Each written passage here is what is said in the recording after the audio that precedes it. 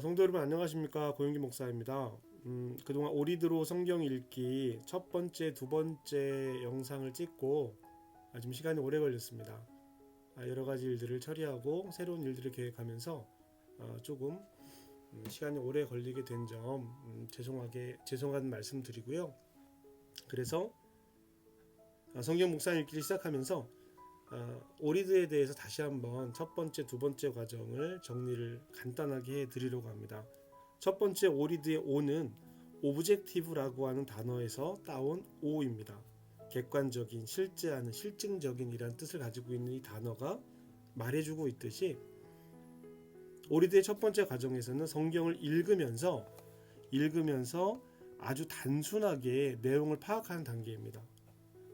주제와 객관적인 자료, 사실의 주의를 집중해보는 단계입니다. 그래서 주의 깊게 읽기라고 하는 단계라고도 할 수 있습니다. 그래서 이 단계에서는요, 등장인물은 누구일까? 지금 말하는 사람은 누구인가? 듣는 사람은 누구지? 어떤 내용일까? 또 단어의 내용 중에서 중요하게 반복되는 단어는 무엇일까? 혹은 누가 한 말이 가장 기억에 남는가? 기억에 남는 단어, 의미 있게 다가오는 단어는 뭐지? 그 몇 단어든 상관이 없습니다. 가장 좋은 것은 노트를 하나 마련하셔서 그 노트에 적으면서 보시는 거예요. 그래서 맨 마지막에는 가장 인상 깊은 단어나 문장을 살펴보는 것이고요. 오리드의 두 번째 단계인 리플렉션이라고 하는 이 단계에서는요, 이 리플렉션이라는 단어가 갖고 있는 뜻처럼 비친 모습, 반사, 반영, 심사숙고, 반영된 생각, 요 내용들을 우리가 발견해 보는 겁니다. 어디서? 5단계를 읽어낼 때 5단계의 그 객관적인 내용들을 제가 하나하나 찾아내면서 성경을 읽게 되는데요. 그때 생각이 반영된다라고 하는 거예요.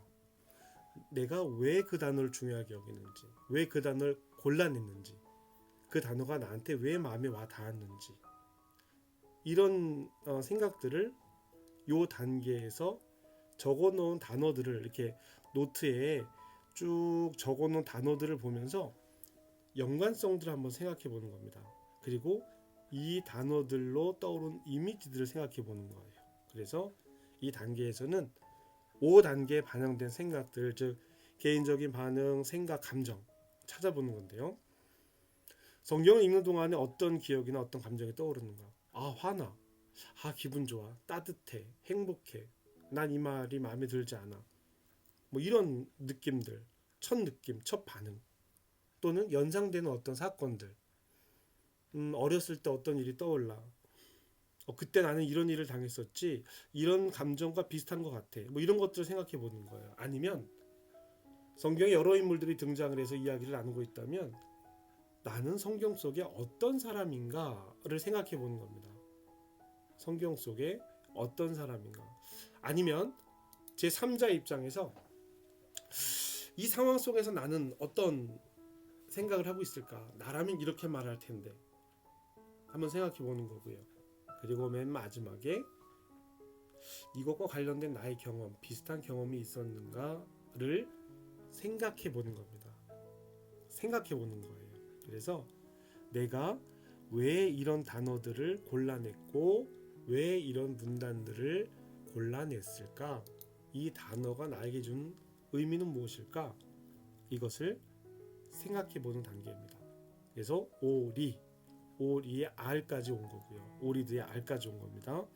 이게 지난 시간, 그 전 시간 우리가 쭉 나눴던 이야기들이에요. 영상을 다시 한번 반복해 보셔도 좋을 텐데요. 오늘 간단하게 먼저 말씀을 드립니다. 자, 그러면 오늘은 오리드의 I 단계예요. I. 인터프리테이션이라고 영문으로 기록되어져 있는데요.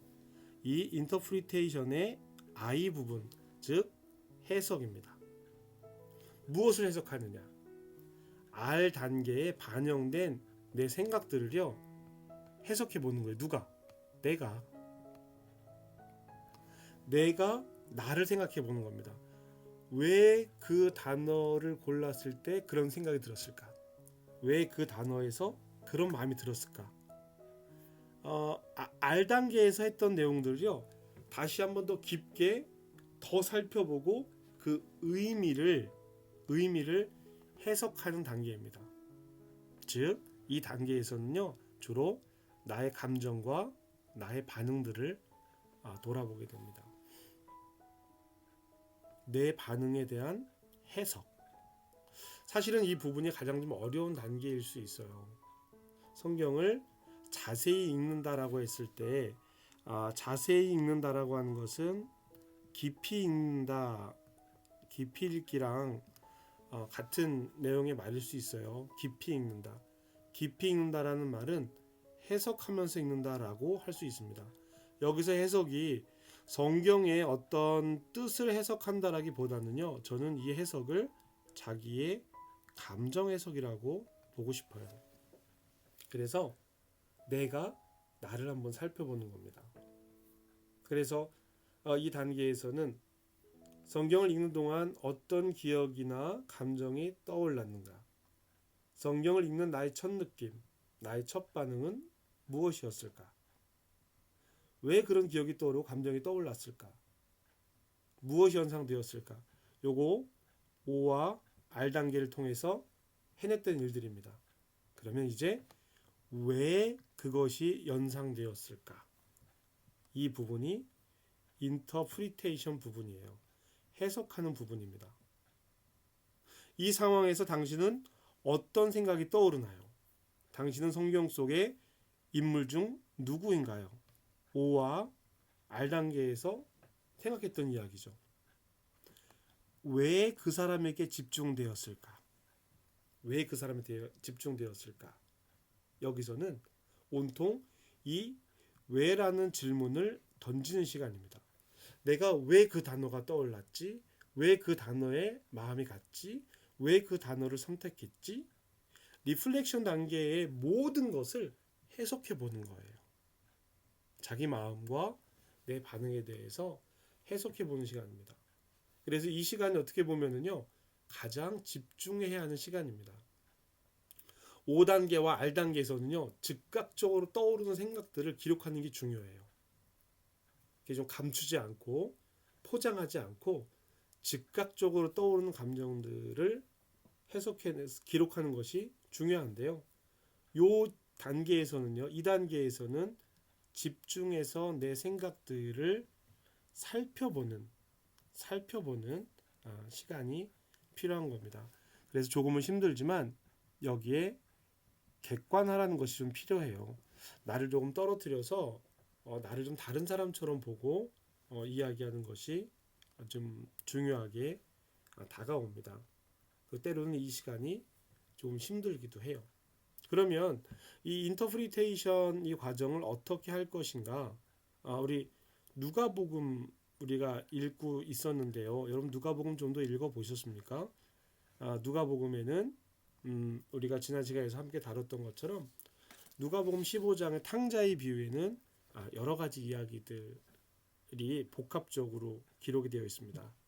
작은 아들의 입장에서, 아버지의 입장에서, 큰 아들의 입장에서, 그리고 그 이야기를 전하는 종의 입장에서, 그리고 그 이야기를 보고 있는 나의 입장이 있을 수 있어요. 그래서 성경 속의 사건이 왜 일어났을까? 의도와 의미에 집중하는 단계입니다. 그리고 이 성경의 내용이 결국 나에게 주는 의미는 무엇일까? 나의 삶이 주는 의미는 무엇인가를 찾아보는 단계입니다. 여러분은 이 성경을 읽으면서 어떤 감정이 떠오르셨었나요? 저는 동생과 저의 입장을 비교해서 어린 시절 저의 생각들이 떠올랐었다고 말씀을 드렸었어요. 성경을 읽는 동안 이 작은 탕자에 대한 이 못된 마음, 나쁜 놈, 참 나쁜 놈이야, 이런 생각들 많이 했고요. 또 아버지에 대한 마음도 그렇게 편치만은 않았습니다. 저는 어렸을 때 아버지가 항상 동생이 뭔가를 잘못하면 동생을 혼내지 않으시고요, 저를 혼내셨어요. 그리고 저에게 동생을 혼내게 하셨어요. 형이니까 그 책임을 형이 가져야 된다라고 하는 거였어요. 그래서 저는 큰아들의 입장이 조금 더 이해가 됩니다. 나는 늘 수고만 했는데 왜 나에게 이렇게 이야기하게 하시는 거지? 나한테 왜 이런 욕을 하시는 거지? 라는 생각들을 했어요. 그래서 저는 이 성경을 읽는 동안 성경에 등장하는 아버지가 참 사랑이 많으신 분이 아니라 동생에게만 사랑이 많으신, 사랑 많은, 이 느낌을 가졌어요. 나는 일하고 그러면서 나한테 하신다는 말씀이, 야 이게 다 네 건데 왜 너는 네가 가진 것을 누리지 못했어? 라고 말하시는데 한 번도 나에게 이것이 내 거라고 알려주지 않으셨잖아요. 이 마음이 막 올라오는 거예요. 화가 나는 거예요. 물론 지금 동생이랑 이야기를 해보면 동생은 또 다른 이야기를 하거든요. 동생의 기억과 제 기억이 다른 것인데, 저는 항상 손해봤다라고 하는 느낌들을 가졌었던 것 같아요. 그래서 탕자의 비유를 읽으면서 잘못한 아들은 혼나야 되는 거 아닌가? 이 생각을 했었습니다. 그래서 왜 그것이 연상되었을까?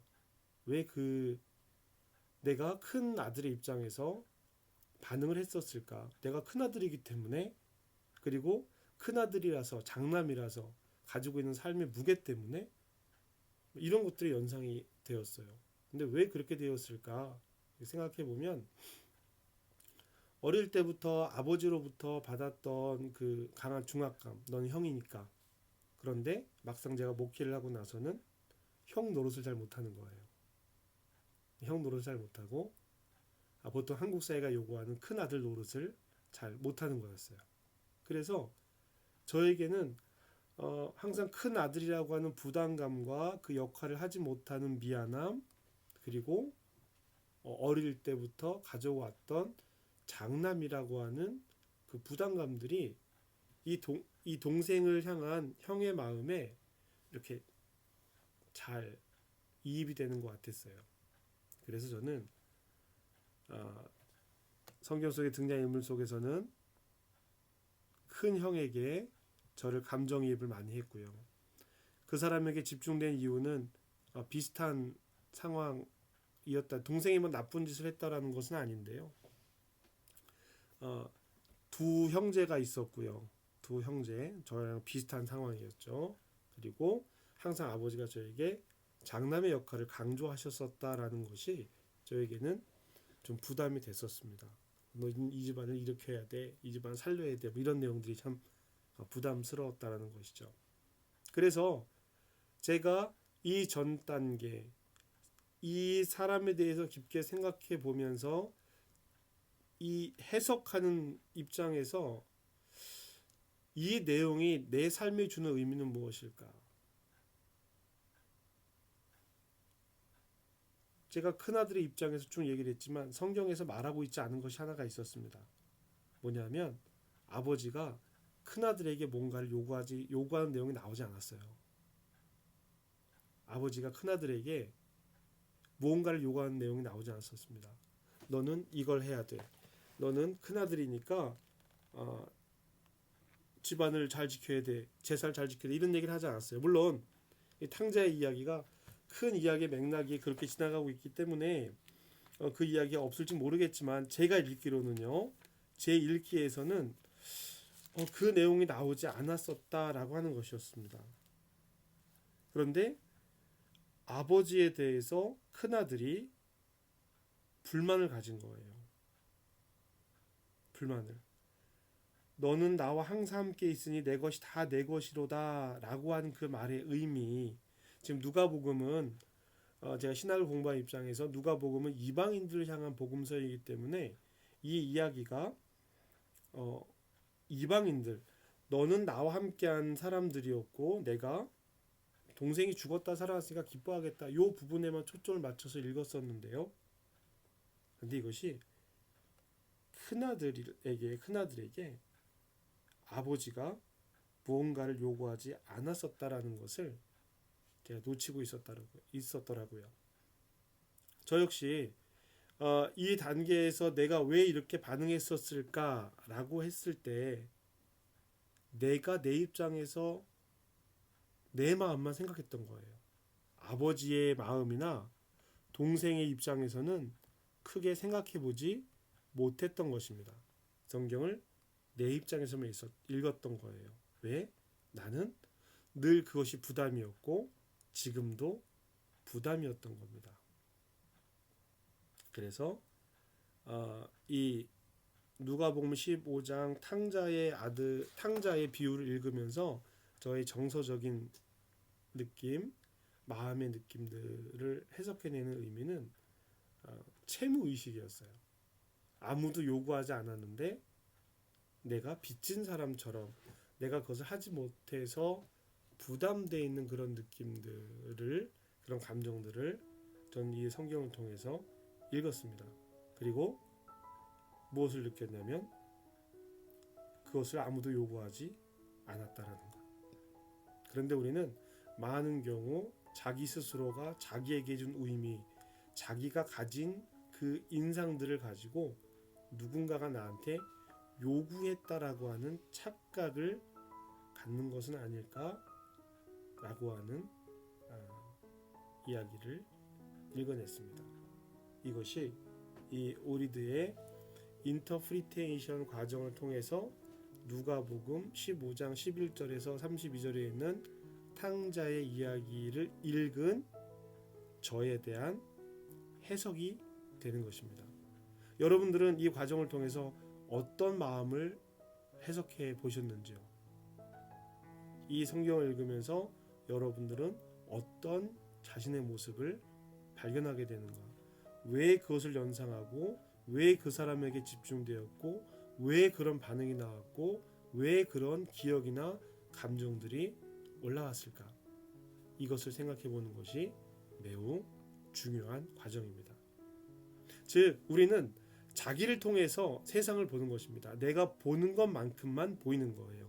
성경도 내가 읽고자 하는 깊이까지만 보입니다. 우리는 자신이 생각하는 것을 넘어서 생각하지 못합니다. 그래서 그 생각의 지경을 계속 넓혀가는 것이 이 성경 읽기의 중요한 의미예요. 그래서 그냥 문장을 텍스트를 쭉 읽는 것에 그치는 것이 아니라 생각을 넓혀가고 그 생각을 바라보고 해석할 수 있는 능력들을 함께 키워간다면 이 성경 읽기가 우리 신앙생활에 또 나의 삶에 정말 큰 의미를 주게 될 것이라 확신합니다. 오늘은 세 번째 시간 해석의 시간을 한번 이야기 나누어 보았습니다. 다음 시간에는요, 디시전 결정의 단계를 함께 나누어 볼 겁니다. 오늘 오리드에서 가장 중요한 단계는 저는 이 해석의 단계로 보고 있습니다. 저나 여러분들이 이 해석의 단계를 통해서 하나님 말씀이 나에게 주는 의미가 무엇인지, 그리고 내 삶을 어떻게 경작하고 어떻게 이끌어갈 것인지를 해석해보는 이 해석의 단계가 잘 지나가야 디시전, 결정의 단계에, 결심의 단계에 나의 삶을 분명하게 선포할 수 있게 되는 것입니다. 나를 통해서 세상을 보는 것. 우리는 우리 자신이 생각하는 것을 넘어서 생각하지 못합니다. 라고 하는 이 명제를 잘 생각해 보시면서 오리드의 세 번째 과정을 진행해 보시기를 부탁드리겠습니다. 감사합니다.